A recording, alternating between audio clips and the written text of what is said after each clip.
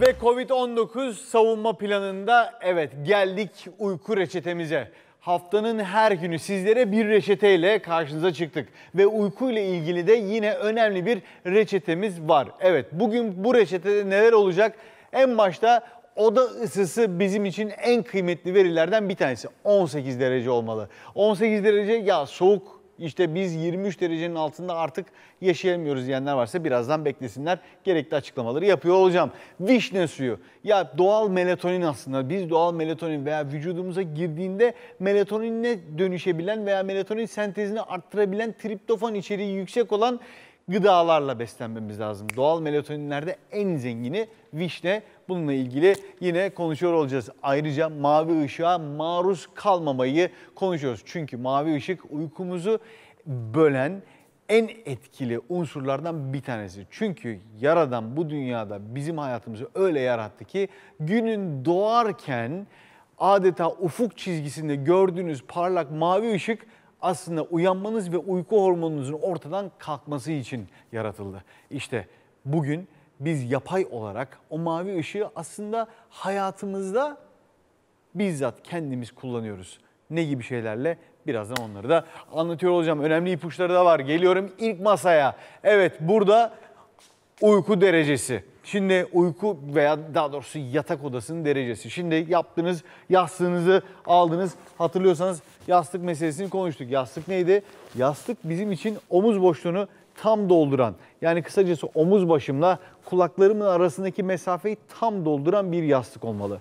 Yastık evet özellikle kumaşı belki de sizi yakmayacak şekilde, ısınızı arttırmayacak şekilde tasarlanmış veya pamuktan yapma olmalı ve bu boşluk düzgün olmalı ki gece boyunca omurganızdaki esneme hareketleri yüzünden uyanmak zorunda kalmayın. Evet, bizim için çok kritik yastık meselesi. Onun dışında üstümüzü neyle ölçeceğiz? Eğer oda sıcaklığınız çok şey değilse, oda sıcaklığınız ciddi bir soğuklukta değilse o zaman ince bir battaniye, yine pamuklu, sizi yakmayacak ölçekte ince bir battaniye sizin için yeterli olacaktır.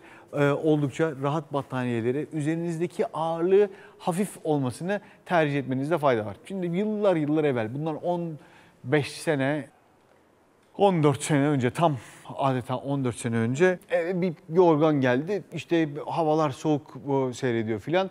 Ondan sonra evimizin bulunduğu yerde de iklim şartları da birazcık zordu. İşte dediler ki hani bununla uyuman lazım. Ya gece üstüme alıyorum, bir ağırlık çöküyor. Adeta resmen yani ağır bir kütle var gibi. İnsan bir cismin altında ezilircesine uyuyabilir mi? Uyuyamaz tabii ki. Dolayısıyla bu iklim şartları, hava şartları öyle bir ayarlanmalı ki hem de üzerinizdeki yük de ona uygun ayarlanmalı. Cildiniz, dokularınız, kaslarınız, kemikleriniz, eklemleriniz de ağır bir yükün altında kalmamalı. Hem yastık ve yatak tarafında hem de üzerinize binen yük anlamında. O yüzden böyle hafif şeyleri kullanmanızı tercih ediyoruz. Peki oda ısısı niçin 18 derece? Şimdi Dünya Sağlık Örgütü diyor ki 21 derece oda sıcaklığı herkes için yeterli bir sıcaklık. Yani 21 derecede insanlar aslında teknik olarak kısa kollarıyla birlikte hafif serin halde durabilirler. Ama genel toplum alışkanlıkları 23,5-24 derecelik oda ısılarına çıkartmak. Fakat bu gece yattığınızda oldukça sıcak olacak. Oda ısısı ne kadar yüksekse vücudunuzun gece uyuduğunuzda aslında ısınmasıyla birlikte o tolerasyon eşiğini aşıyorsunuz. Yani vücudunuz dayanamıyor çünkü kendisi de tamirat esnasında adeta ısınıyor. O yüzden yüksek ısılı yerlerde gece uyanmak çok fazla olabilir. Bir de hava kuruluğu yapacaktır. Hava kuruluğu nefes yollarınızın kurumasına da vesaire sebebiyet verecek. Ama 18 dereceye geldiğinizde üzerinize bir şey almak istersiniz. Üzerinizde bir şey olsun istersiniz. Bir battaniye tam manasıyla sarılmak istersiniz ve serin uykunuzu getirir, sizi rahatlatır. Dolayısıyla oda ısısı bizler için çok kıymetli. Peki geldik gıda bölümüne.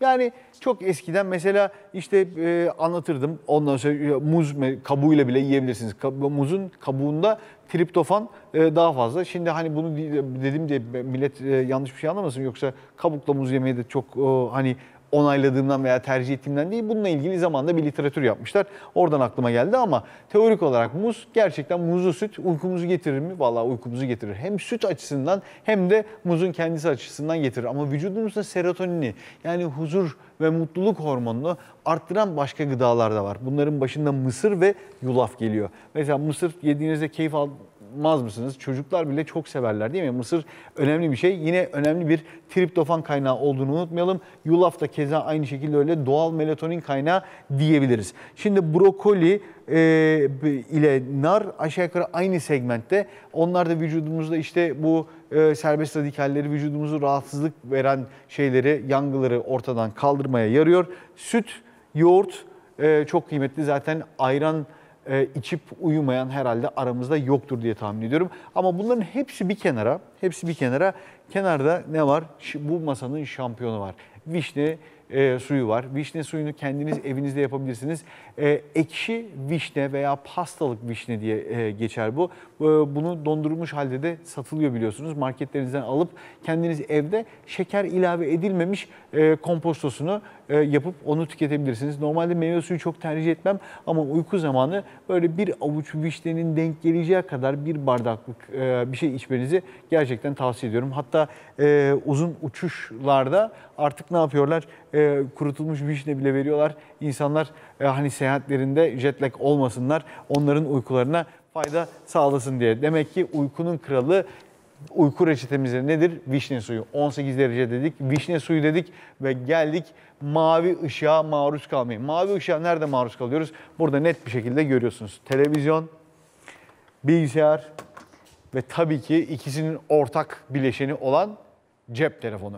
Şimdi bu ürünler bizde parlak mavi ışığa sebebiyet veriyor. LED teknolojisi ve LCD teknoloji yapay ekranlarda açığa çıkan, mesela diyelim bu ekranı şu anda çalıştırsak, ekranda herhangi bir görüntü olmasa ayar menüsüne girdiğimiz zaman çok böyle parlak bir ışık gelir.